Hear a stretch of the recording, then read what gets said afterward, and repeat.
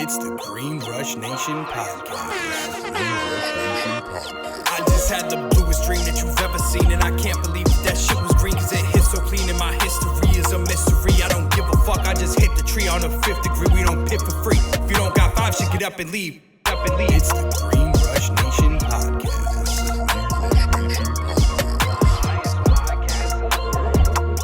Yo, what's going on, guys? It's your boy B Guns here with another episode of the Green Rush Nation podcast. Today we have a legend in the industry, someone who's worked with many brands. You might even know who he is. We have Josh from INDESTREETS. Yes, sir. What's up? What's going on, man? We appreciate you coming out. How's the travels in? Travels in pretty good. Pretty wild. I heard there was a standoff downtown or some shit this morning, huh? Yeah, a girl with a rifle, apparently. What the fuck? Shooting shots. Normal downtown stuff. Yep. Sounds like it. Typical. They call us Gotham City now, I guess, right? Bro, it's a wild place. We go down there every week, and it's just wild, bro. You never know what you're going to see. No, you don't. Yeah, it keeps you on your toes. That's for damn sure. Shout out to Roz and Randy for the ride up here, too. Shout out for the ride. Hell yeah. So yeah, here on the Green Rush Nation podcast, we don't want to just know about your great business ventures, but we want to know a little bit about you as well. And the first question we ask always is, do you remember your first encounter with marijuana, and how did you smoke it?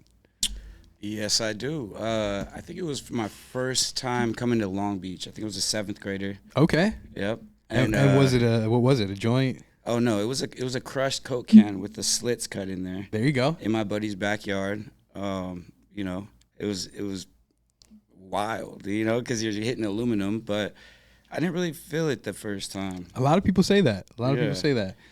So what was it for you? You just you guys were hanging out, ripped it, you didn't really get high, and what'd you guys do? I was always kind of against smoking trees. Like, I was into skateboarding at the time. I wanted to be a pro skater.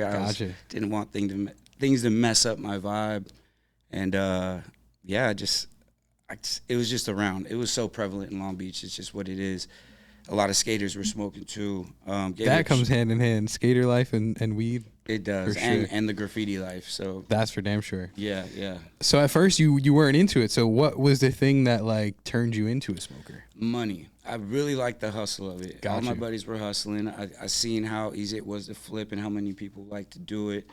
So that was the first thing. The second thing was once I started skateboarding a little bit more seriously, started breaking a little bit of bones, started getting really sore. I started noticing smoking really helped with that. For sure. And put me back on track. Yeah. So instead of hindering your career, it was helping. It was helping. For sure. Exactly. Yeah. So that's really where I got into cannabis, as smoking it. For sure. Really wasn't the biggest smoker through high school. Wasn't it? Just kind of moved work and made moves. There you go. And I think it really hit me when I was on the road doing streetwear once I graduated high school. Okay. Yeah.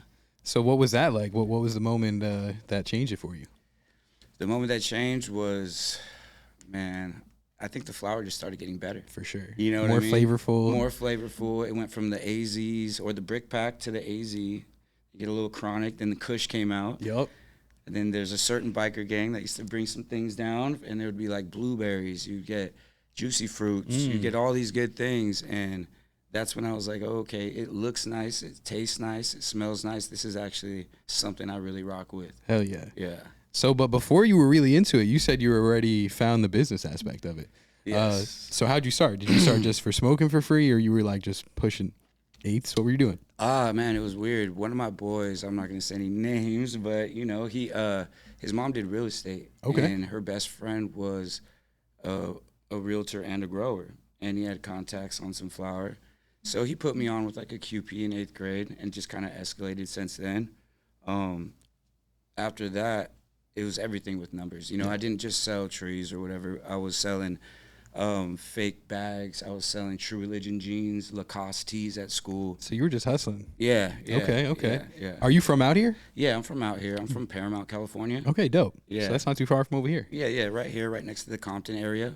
But then I grew up halfway through my life in Long Beach. Okay. Mm-hmm.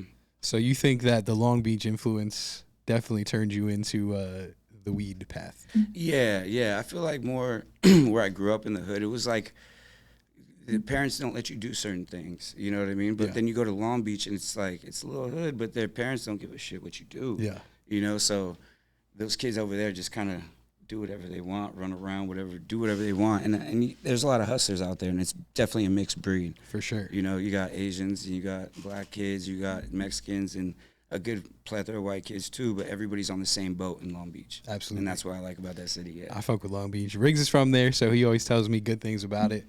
And I've had a good time every time I was in Long Beach, so can't complain there. And were you always into like the merch side? Because obviously there's a lot of stuff on this table. Oh yeah, hella, man. In middle school, I was sponsored by a couple people, and I've always went to trade shows back in the day and would just sit at the booth and watch things go down, watch business go down. Okay. I always kind of knew I wasn't gonna be a pro skater. Just didn't feel at some realistic. Point, yeah, I was there, but just didn't really feel it or even want it. Yeah. But I always seen how trade shows worked, and I seen the brands making their power play moves, and I was like, that's what I want to do when I get older. Speaking of that, bro, fucking Thrasher, one of the biggest brands, they say that their marketing should be studied in like fucking history book because just they don't know how they just create such a craze around everything they do. I think it's keeping it original. For sure. No. And I think they took that brand and branded it very well. A lot of the skate brands did, like DGK as well. DGK, Stevie did really good with it. Yeah, I used to skate with him. I was on Chocolate when I was a kid. Okay, hell yeah, I remember Chocolate. Yeah, Fuck yeah. Damn, that's bringing me back to the days.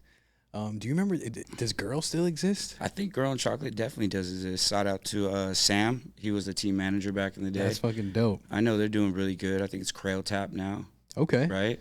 So how similar was that industry to the cannabis industry? Oh, it was hand in hand. Really? Yeah, same dudes that were smoking, same dudes that were skating. A lot of dudes that were skating had work. You know what I mean? The Volcom dudes. Like a lot of people had things, and it wasn't weird. You know what I mean? That's just kind of like what it was. Okay. Right? And skaters, graffiti artists, and everybody in Southeast LA would kind of just kick it. That's and pretty we're all dope. on the same kind of grind. You know. So you've always been like creative. Oh yeah, 100%. I got it from my family though. Yeah? Yeah, my brother's a sick artist. My cousin Mike's like a hard tattoo artist from Downey. That's dope. El Robert Lonches, yep. And I got cousins that are DJs as well for Power 106. Like everybody's got some little scheme. That's pretty sick. So yeah, you definitely got some creative juices around you. No, 100%. So did you always think that you'd be in like streetwear and cannabis and just take the route that you have, or did you have other plans? I've always known I was going to be in streetwear for sure. But when streetwear, it kind of slowed up in 2018. Okay. Got a little slow, and that's when I started pivoting towards cannabis. I've always known it, but I didn't take it professional. Okay. What was your first like big introduction to the industry, would you say? I think it was when I left Publish Streetwear, and I got a call from Dennis from Crooks and Castles. Have you heard of that brand? I have, yes. Okay, yeah, he's an OG. Dope. And he's always looked out for me, right? That's sick. So I think he got a call from James, who owns Steezy. Okay. And they wanted to do a Steezy collection.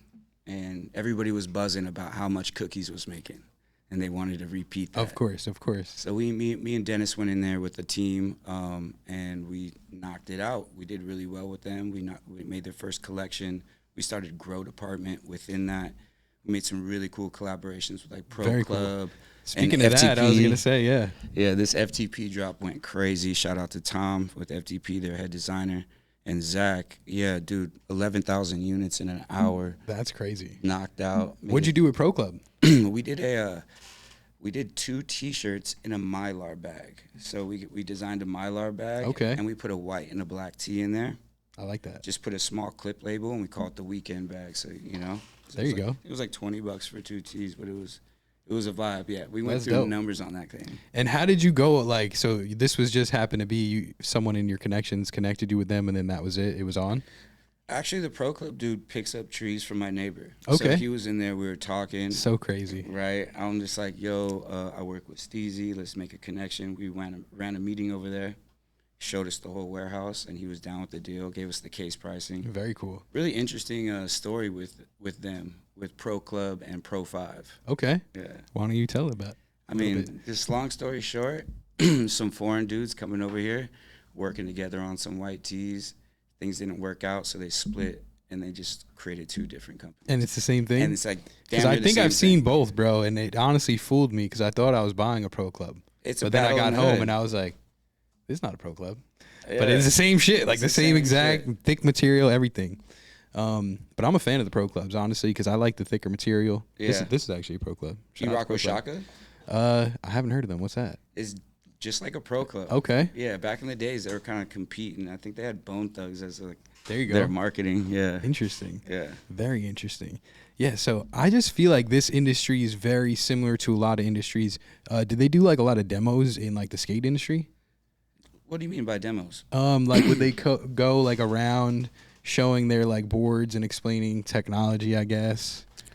Clinics, I guess you can call them. Yeah. I mean, in the skate industry, there's definitely demos, like skate trick demos. Okay. But when it comes to performance and athleticism, like is as far as apparel, I don't think so. Interesting. Not so much. Interesting. Yeah. Only reason I ask is because I know like just educational wise in this industry, that's huge. Like obviously to come in and educate someone on your product, what it is, what it does, who to sell it to. Oh, 100%. Yeah. Like when I was doing streetwear, my accounts were not only just like boutiques, like we would do Macy's, we would do Zoomies and Nordstrom's. Okay. So we'd go up to Seattle and like I'd have to present different apparel. I'd have to show lapels and buttons and cuts and Absolutely. different everything to the T, you know, and they would have separate buyers for everything, socks, pants, T-shirts, and you're just sitting there and they're just staring at you. But Interesting. it was a vibe, you know, you learn a lot.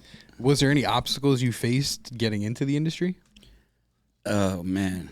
The cannabis industry, as you know, is pretty tight niche. Yes. And yeah, I think I just got lucky and met the right people. Beautiful. I came in with Steezy. That was obviously a really good thing to have on my resume. For sure. But not only that, working with Steezy, they're very tight and they're very like very organized. I'm sure it's taught you a lot. Oh, a lot. Yeah. So going to other brands, I brought that with me for sure. Yeah. For sure. Very militant. I like how they run their thing. Structured. It is. It's structured. And Yeah. it shows. They're a big brand. Absolutely. Shout out to Stizzy. We would love to get them on one of these days, you know? Yeah, We'll I'm sure see. we can get these guys on. Absolutely. So when was it that you started the INDESTREETS brand? Was it before or after you were in the industry? It was before I started the cannabis industry. Okay. Which was a funny story. I was really inspired by Japanese culture. Okay. And, my dad used to be stationed out there. In Japan? Yeah, in Wow. Japan, in Camp Zama. That's crazy. Right? So every summer, he would let me go hang out with him half the summer. So I just was always influenced by Japan. What was that experience like? It was so Different. crazy, bro. Because, I mean, it's culture shock. You're going from Southeast LA to Japan. Yeah. And then you're coming back and you're trying to tell all your friends the things you saw and how people act and the food. And it opened my mind up to just not be so small fish in a pond. For sure. Yeah, just think bigger. I feel like, yeah, especially here in LA, we are very much a bubble. Oh, you know, yeah. we stay here, we do our things here, we think about events here and everything here, you know, like everything is just LA. But I feel like we got to get out of this bubble sometimes and just go explore the world. There's so much more. 100%. That was basically my job when I came to Steezy. I wanted to do more unconventional events, just kind of reach out to the people that probably don't post weed every day. Yeah. You know, just like, because there's a ton of people that smoke, but no one's going to just really Be post public about it. and Yeah, public yeah. about it. And I think if you came at it a little bit less aggressive, you can catch those people too, For sure. you know? For sure. Yeah. Interesting enough, I feel like even though it has more of an acceptance, there is still people that will not tell you they smoke weed. Oh, you know? 100%. I don't know what it's for. I guess it's for some people like to just have things to themselves too, you know, like, oh, this is for me to know, not for anyone else. It's you an know? old vibe. My mom's the same way. You know, I finally convinced her to try some things because she has arthritis. And Okay. she was taking pills and doing things. So I was like, let me just inch her into some edibles. Now she's like, yo, she will not go into the store and buy them. That's You know, but she'll send me over there. She likes the wild edibles. Okay, yeah. Shout out to Wild if you guys want to shoot me something. the wilds are good. Yeah, Yeah, but she really rocks with them and they help her out and she loves getting them. And Beautiful. she doesn't even really care for the THC. It's the, what is it, CBN? yeah. Yeah. The actual shit that helps. Actual shit that helps. Yeah. Yeah. We're working with a CBD company now too, so I'm learning a lot more about like the CBG, CBN, like the actual compounds that go in for inflammation and even the topicals. Exactly. So you don't got to get high, but you can still benefit from the plant. But that's pretty damn cool. So what was your first like product? What was it? A hat? Was it a It was sweatshirt? this hat. It was this That hat. exact hat right this there? exact hat with the matching face mask. Because in Japan they would wear face masks Yep. through, you know, everywhere. This is Subways. pre-pandemic This times, is huh? pre-pandemic. Yeah. So this is the key to this story right here. Okay. So I made 300 hats and 300 masks. And this is all like Japanese Cordura with silk satin inside. I got black matte hardware. I just really went in on the fabrics, right? And I was too shy to drop it. Pandemic hits, everybody needs a face mask. I made them, they were already made. They were made before anything. That's pretty cool. That's where I made a lot of money. Like I sold those first 300, $25 each. You know what I mean? I think I got them for like $3 That's sick. in China. And I kept reordering these things by the thousands. And my old page before it got deleted was just insane. And I was donating them to like hospitals. Like it was going crazy. That's crazy. So it was just kind of a weird blessing. I had already made face masks that were ready for market. So random. Right before the pandemic. And Shout out to Japan culture for influencing you to do that. Yeah, dude. So everyone over there like wears face masks? Yeah, Or is it more for fashion? They were wearing it for fashion. They wear it for, there's a lot of trains and buses and smog and stuff like that. Okay. And before, I think a few years ago, it was legal to smoke everywhere. So cigarette smoke is everywhere. Oh, yeah. You know, so, Yeah. and everybody smokes out there. That I believe. Yeah. That I believe. Yeah. Even me growing up in New York, like any of the just fucking heavily populated like Chinatowns, fucking everyone's smoking. Everyone's You smoking. can get grids. the even you can get the fucking cigarettes for cheap, you know? No, 100%. Fucking crazy Now they're shit. vaping crazy. Oh yeah. There's CBD spots down on the block. That's wild. The way shit's popping up now is just like it's crazy. It is. It's crazy. But it's cool to see everything advance, you know? Shit, there's a lot going on in the news right now, especially I wasn't talking to you about it, but it's the THCA and all like the hemp shit I getting heard it banned. just ended, right? That's what I'm saying, bro. Like that's crazy. That's a whole industry that just wiped out overnight. A big bag, maybe even a couple trade shows. Oh, absolutely. Yeah, right? Yeah. Like Yeah. Champs. Oh yeah. Yeah. I'm just wondering like what the next move is. You know, it's got to be some kind of federal legalization. You know? I think it might be the next thing. Because the why federal would they? legalization. Why would they close a loophole just to close a loophole? You know, like you got to close a loophole to hopefully do something greater. Oh. You know, who knows? Maybe the black market's gonna start popping again. That too. That part. Maybe we needed that. That part. That part. So right off rip, obviously you sold the masks and the hats. That's when you knew, like, damn, like That's when I caught this internet wave. Yeah. And I was like, it was cut and sew. It was elevated. It wasn't just like regular. So I had some big names hitting me up like, I want one of those masks. Yeah. Like you said, it's Japanese Cordura with silk satin and da-da-da. Like, That's crazy. I need that, you know? Yep. So I made black and green and went heavy. Then I came out with tan and yellow and olive green. So it all started with a hat and a face mask. What was the evolution of that? Like, where did the next products go? After that, I started getting into slides, and I just felt like, Is that what you got over there? yes, sir. Very cool. Okay, Yes, nice. sir. So I got into some slides. I made some backwoods slides that look like some backwoods. That's dope. And some OG slides. I was always a big fan of OG.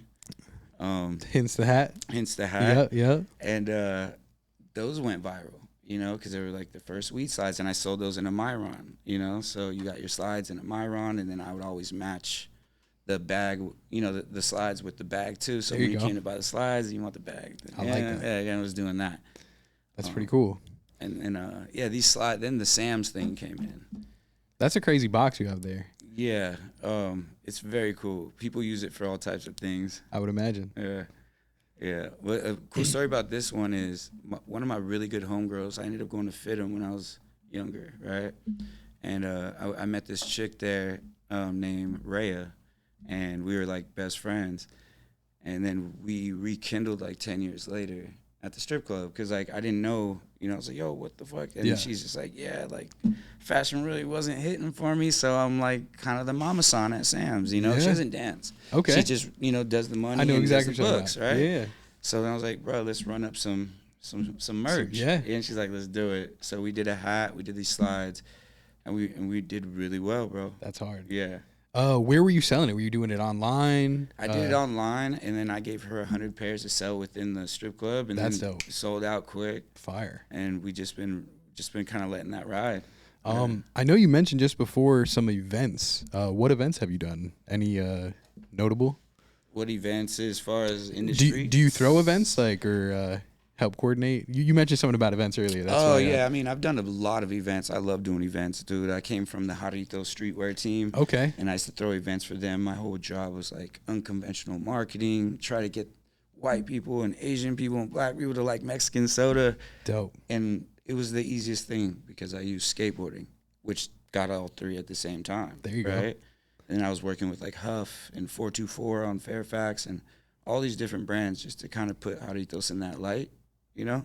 So that's basically the unconventional shit that I always try to do. That's pretty cool. And with Steezy, I think one of the best events we did that I always look back on that got the culture was that one event, Night of the Blackskin. Okay. Have you heard of it? I have not. I'll be honest, I'm pretty new to the industry, so anything beyond like a year ago, yeah, they're I sick. may not They have do heard of it. like lowrider oldies, and it's like kind of like that vibe. Okay. But it just transferred so well. I like that. You know, Steezy's customer base is pretty Latino and Hispanic. Okay. And I think they really like. I think that just transferred really Well, they're huge everywhere, bro. Fucking, I'm from New York, and I've known about Stizzy for a long time. 100%. Yeah. I was a influencer manager there, and every time we would open up a new state that was legal, we had to find, you know, influencers in that state or something cool, and it's such a trip, you know, because How does that go? Like, how does that work with working with influencers and connecting them with like brands? with Steezy in particular, they have a certain vibe they're looking for, Okay. and you know, and they like what they like, but I would just send DocuSigns and put people on and do story posts. How did you find them though? Like, you just had to research? I do a little research, and I'd like to go out the box too. Like, I'd get like dirt bike riders. We started a skate team. Okay. I started getting into the car industry. It's kind of across the books, and like it's not just if you have a lot of followers either. Yeah. You know, the micro influencers, they do a lot more work than the bigger people. Oh, for sure, because they care about it. They care about it, Yeah. and people care about what they say. Of course. You know, when Kim K posts something, do you believe it? Yeah. But if your local homegirl's like, yo, that restaurant's fire, I'm gonna go try that. we're shit. trying that shit. Absolutely. Yeah, we're believing it. That's true. The thing about it is it's more, like you said, it's more genuine. They care, so they probably are not going to put their stamp on some shit that they genuinely don't like. So, you can trust that more. So where along the line did the cannabis products come in? Because I know you have the lock holes. here. Oh, so the Glock holes, the pre-rolls, like all the things that I've been dropping, it's just been something that I've been doing under the radar forever, and people Okay. ask for it. And but to be honest, I'm a creative, so I like to get things off my chest, post it, and then I get a lot of feedback from brands, be like, yo, we want to do something like that, or can you help us with this? So it's basically like a resume. I'll just do things that I think are dope. So yeah, so you could pitch it. Yeah, so I could pitch it and see who wants to grasp for it. I like that. Kind of similar to my leather bags and the slides. I've done slides for multiple people and multiple strip clubs that hit me up because they saw Sam's, you know? Very cool. And it's just like, all right, yeah, I got you. But I know what I'm doing, you know? Absolutely. Yeah. So how did this guy come into play? How did you get into working with Wham? Oh, man. So Wham has been one of the dopest companies I've been working with. Okay. And they move right, and they're legit, and they got a really good creative team. Very cool. So it's like it's not like just me in there. It's like we bounce around. We're all similar minded, and we just knock shit out. I met them when I was working with Jokes Up. Okay. I was at Jokes Up Ice Cream for a little bit, and I was kind of helping with maybe like 12 to 15 different brands. Cause like different, you know how they have different artists and rappers per bag and all that stuff. Absolutely. So it was kind of a headache, just like trying to design for 15 people that don't know how to vector things or what a attachment is sometimes. So, I can imagine. Yeah, so or they just send a crusty screenshot like, I want this to look like that. And you're like, all right. I really focused on Wham because I was doing the numbers too and the sales, and they do really well. Okay. I was a fan of Baby. So what is that there? This is the mini leather duffel bag to imitate the big duffel bags, because at one point we were selling branded pounds with the duffel bag. Okay. You get 128 sleeves, you get the duffel bag, and all for a price, right? Yeah, when they left Jokes Up, they asked me to come with them, and I rolled with them. Very cool. Yeah. That bag, there's a lot of detail into it. I don't know if the people can see at home, but it's stitched and like. Oh yeah, it's all pebbled leather. We Different got the textures debossed to leather. it. Yeah, got the chrome. zips. It also attaches to the side. Put your lighter in there so you don't lose stuff. Throw an eighth in there, whatever you want to throw in there. It's dope though. I like it. Yeah, we like the little trinkets and stuff like that. So obviously, who came up or what was the idea for putting the pounds in a duffel bag?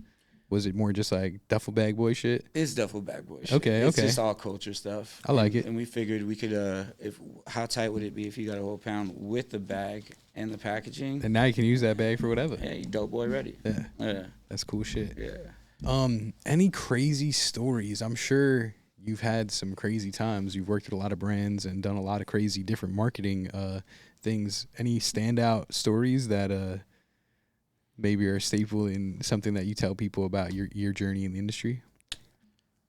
All right, man. This one's gonna be a little bit crazy. Okay, 'cause, okay. People don't believe me, but this one has to do with streetwear. Okay. All right. So my territory was the Mississippi West, right? So I had to do all the states this way. Okay. My least favorite state is New Mexico. Only one store in Albuquerque, and I go straight through it to go to Texas. I'm not gonna lie. When I moved out here, I drove out here. Mm-hmm.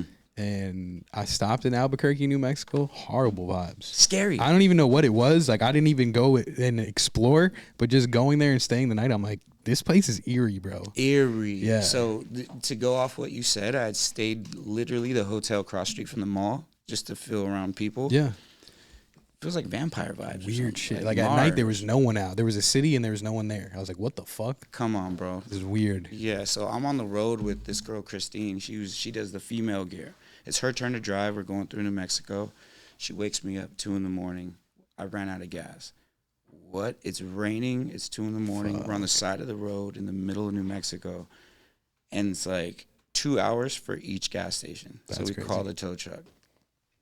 Some dude pulls up, which I hope it was a dude, and he just stands across the street. He gets out of the car and just stands across the street and stares at us. We could barely see him because it's like fogging up and it's like looking crazy. So we're already planning a way to get out. Yeah. He's standing in the rain in the middle of the night. So I'm like, and honestly, he's like 6-7 feet tall. He looked, Jesus. I feel like he was an alien. But Yeah. anyways, so we're feeling vibes. So we come up with a plan. I'm like, okay, I'm going to rip off the windshield wiper and then you run into the woods, like call help type shit. And then Yeah. I'll fight him off. So we're like about to do it. And mind you, like, she's already crying. You know, I'm hearing her whimpering right here, like, oh, like it's crazy. And the dude just disappears and then dips out. That's right? crazy. So we're just like, all right, cool, nothing happened. Tow truck guy comes. He's like, what are you guys doing here?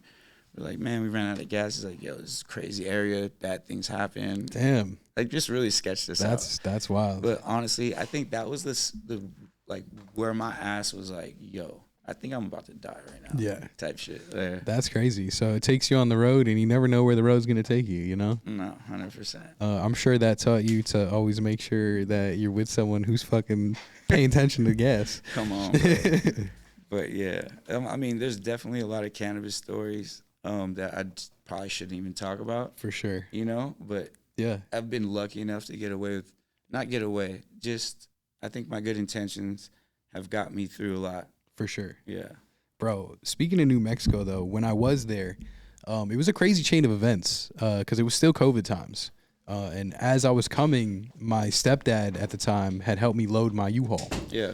And then I got a call from my mom saying that he had COVID. So I'm like, oh, shit. I was definitely exposed to him, you know? Like, Fuck, we were working yeah. hand in hand. And that's when it was still, like, a big deal to be exposed to someone with COVID. So she's like, oh, go get tested.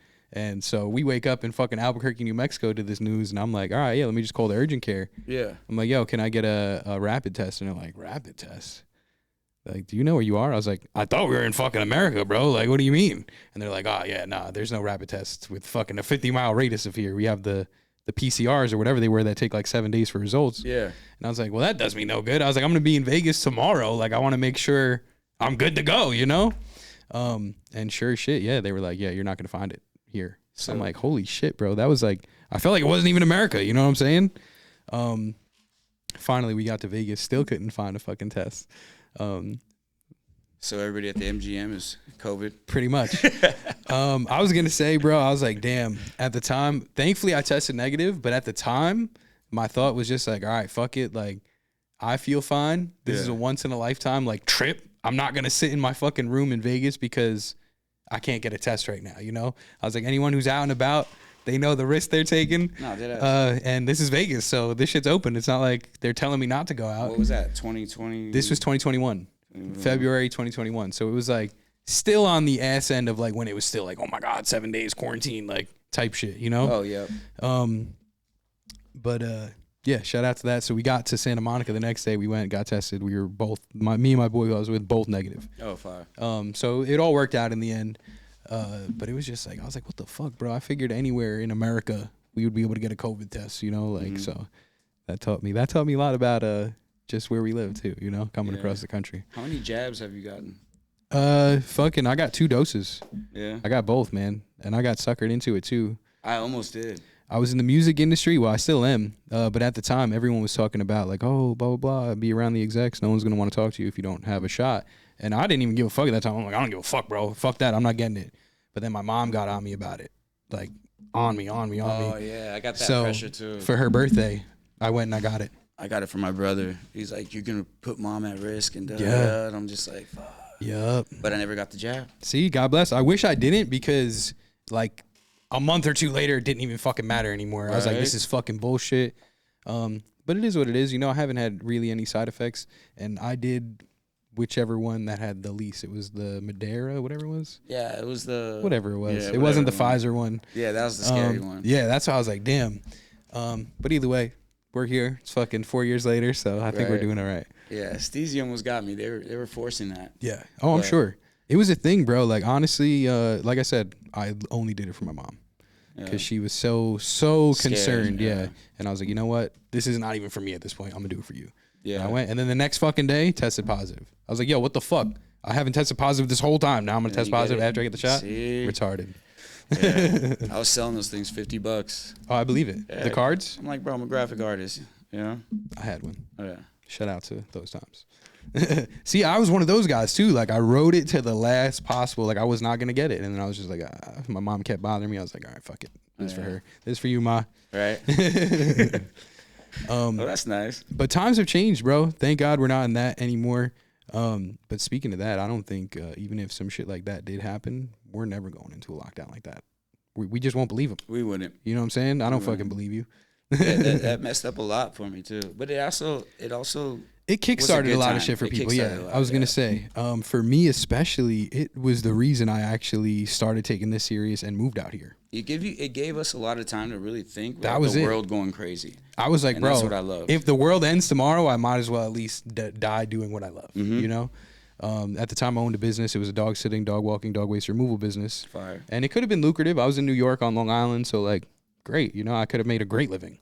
But it just wasn't what I wanted to be doing. And I didn't realize it until they made me close and I had to sit at home and like, what the fuck am I doing, yo? Yeah. You know? I started listening to beats again and bless you. My fault. And listening to a lot of podcasts and shit. So I was like, damn, bro. I already had some mics because I was an artist and I had roommates. So I was like, yo, let's just fucking make a podcast for the fuck of it. I called it Already Done. And we started out audio only. I did like 7 episodes. Okay. And that was all pretty much pandemic time. I got like my friends, my roommates on it, got my other close friends, my mom got on it, my grandma, and just people that I thought was cool, you know? And then that's when I really was like, all right, I'm going to move out to LA and I'm going to pursue music and I'm going to pursue podcasting. That's when I took a little bit more serious and I started investing in these mics and the Rodecaster and a camera and fucking just real shit. And that's when shit like got real, you know. I did 7 episodes of audio visuals, and then shortly after I met these guys and we started doing this. So God bless, you know, everything happens for a reason. It does, bro, and I might say everything looks pretty. Thank you, nice man. In there. We do our best. We do our best, and it takes a village, bro. You know, like there's not one person here that does it by themselves. It's like this team works together, and we make it work. You know, so it's cool shit, and we get to meet people like yourself. So it's cool, man. It's a lot of fun. Nah, man. Thanks for having me, for sure. Of course. Anything coming up in the future? Any projects you want to talk about? Yeah, I'm gonna start pitching my ceviche business a little bit more. Okay, yeah. Talk about that. We haven't even mentioned that yet. Oh yeah, so I started that guy in 2013, and it's been like a passion project for me. Okay. I just kind of like enjoy winding down after like I used to trim or trap or going home from work, making ceviche was like fun for me. Absolutely. You know what I mean? And then I just like selling it on the weekends, giving it to my friends and family. Who doesn't love ceviche? Plus, then if you're going to the events and shit, boom, hey, I'm the ceviche guy. I got it. Yeah. Yeah. So when I started doing sales, I would pitch that as well. So I've done a couple events with like Catalyst or Smart Weed and a couple other shops that just invite Smart me. Weed, bro. Holy shit, I haven't heard that in a long time. Yeah. Speaking of them, bro, we had them heavy in New York when they had those cans. Oh, yeah. You know what I'm talking about? The little tuna can thing. Legitimately, yeah, Yeah, bro. that It was thing like, was a wave, huh? they loved them. Yeah. I loved them. Yeah. I liked them when they came to New York just because it was something different and it just felt so much fresher. Yeah. You know, that That. it was like, oh, wow, this is some fresh ass weed Yeah. right here. But damn. So yeah, fucking, where can the people find you? Man, well, you can find me in downtown LA in the streets. In real life, in these streets. Real life, yeah, I'm in Long Beach, anywhere from like Rosecrans to Ocean, back into downtown. Yep. How can they get in contact with you if they want your services? Oh, you can hit me up at INDESTREETS.life. That'll be Josh at INDESTREETS.life. That'd be the email. IG is INDESTREETS, one word. For the ceviche, pinche ceviche, one word. And then, check out the Wham page. That'd be the holding code.thc. And, we got some dope shit on the way. Hell yeah, I'm excited to see. Yeah. Already got some dope shit here, so I can only imagine what's to come. Hell yeah. Hell yeah. Well, we appreciate your energy. We appreciate you traveling out. I know it wasn't the easiest trek from where you came from, but you made it. It's all good, brother. My guy. That's it. That's it. That's been another episode. Tell your mother, your brother, your sister. Please go like, subscribe, comment, share, interact. We can't do any of this without you guys, so we appreciate everyone's support, and we'll see you next time. I just had the bluest dream that you've ever seen, and I can't believe that shit was green, cause it hit so clean, and my history is a mystery. I don't give a fuck, I just hit the tree on the 5th degree. We don't pit for free. If you don't got 5, shit, get up and leave.